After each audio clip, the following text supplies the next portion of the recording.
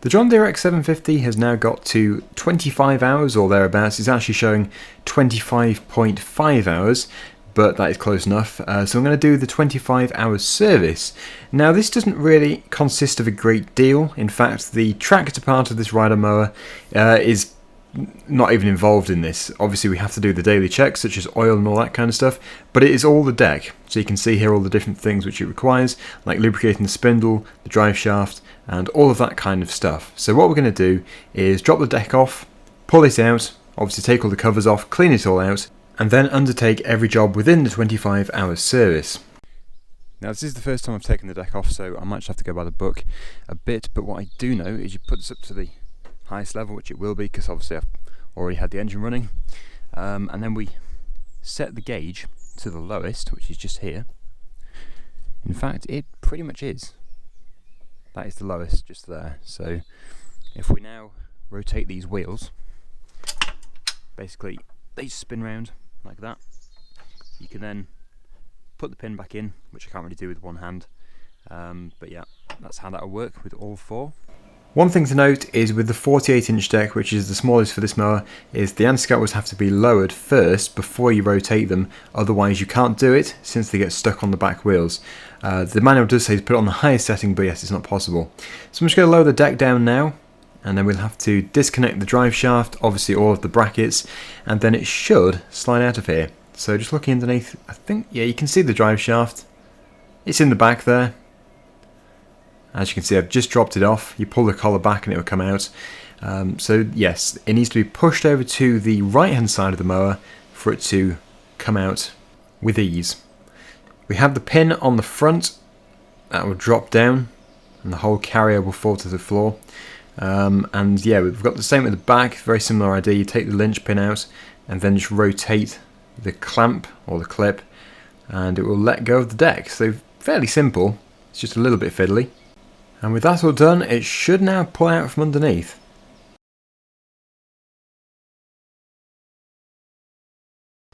Now I know that what I've been cutting with this has been fairly dry, so the build up here is quite extensive. It doesn't look like much, but I should think underneath these plastic covers it's absolutely packed, and it's no doubt underneath all the pulleys as well. So that's what I'm doing. I'm going to take all of these guards off and then we'll clear out.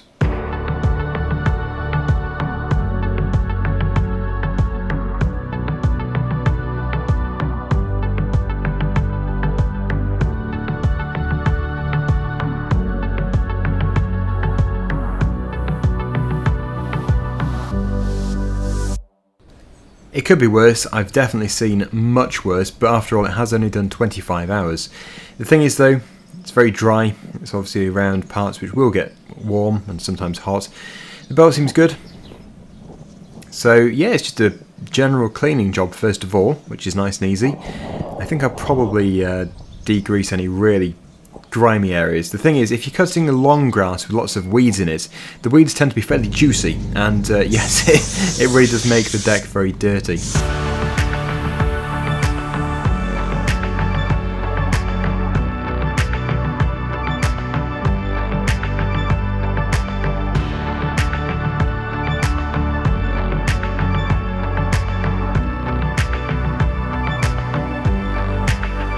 All done and looking much better. Now I wouldn't actually recommend using degreaser on paintwork. The only reason why I do it is because I've actually had really good luck with it over the past few years, but yes, it's not a recommendation, and you should use other methods ideally. So now we're going to move on to the deck underneath. It's obviously a bit caked up under here and going mouldy, so it's always a good idea to clean all this out. You can see that some areas are actually not really full of grass at all, but other areas are absolutely jam-packed.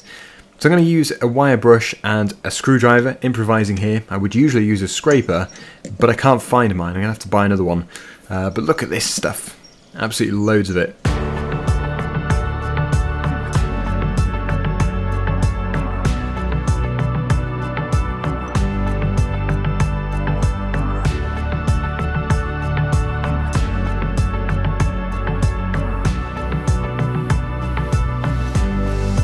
That's the initial clean done, and again I wouldn't recommend using a wire brush unless you're going to coat the underside, because by doing that you could take off the paintwork and then obviously that's going to rust and make a a worse situation, because the last thing you want is a rotten deck, and this is exactly what I'm trying to avoid here. You'll see the mulch kit installed under here.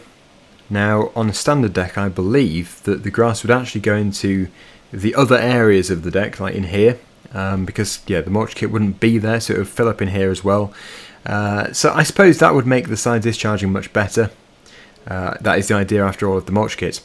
So that is looking much cleaner with a wash. Again, if you're going to use a wire brush, then either do it very carefully like I've done, or coat the underside. So yeah, that's all looking really good. The original paintwork is actually fantastic, which is quite surprising considering, well, it's only 25 hours, but considering the stones and stuff that get flicked up underneath. That is the water inlet if you're going to use a hose pipe when running the deck.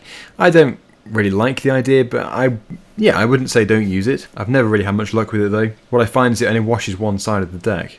The first greasing job, we've got the drive shaft. So there's actually three areas. We've got the UJs and also the shaft itself.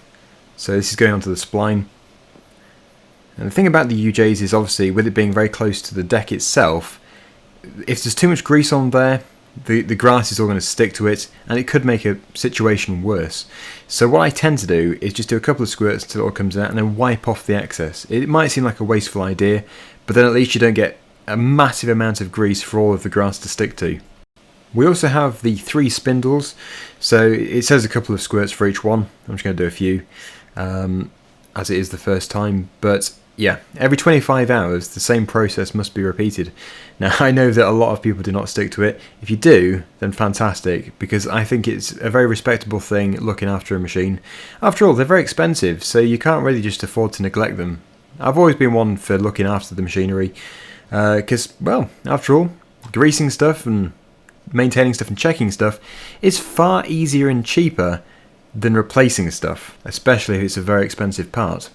That's everything done on the deck. I've actually just washed the tractor part of it as well, the rider mower part. So you'll see, if I just walk over here, it's just drying off. Again, I don't really like putting water on machines, because, well, rider mowers, because they can rust, and it can make the powder coating and paint peel, but it's just one of those things. Anyway, I have discovered that taking the rear wheel off is much easier when installing the drive shaft. Trying to put your hand around a bend without taking the wheel off is pretty tough. So yeah, it might seem like a fairly long-winded task, but actually it's pretty easy. Okay, so that is all done, and that is the 25-hour service done.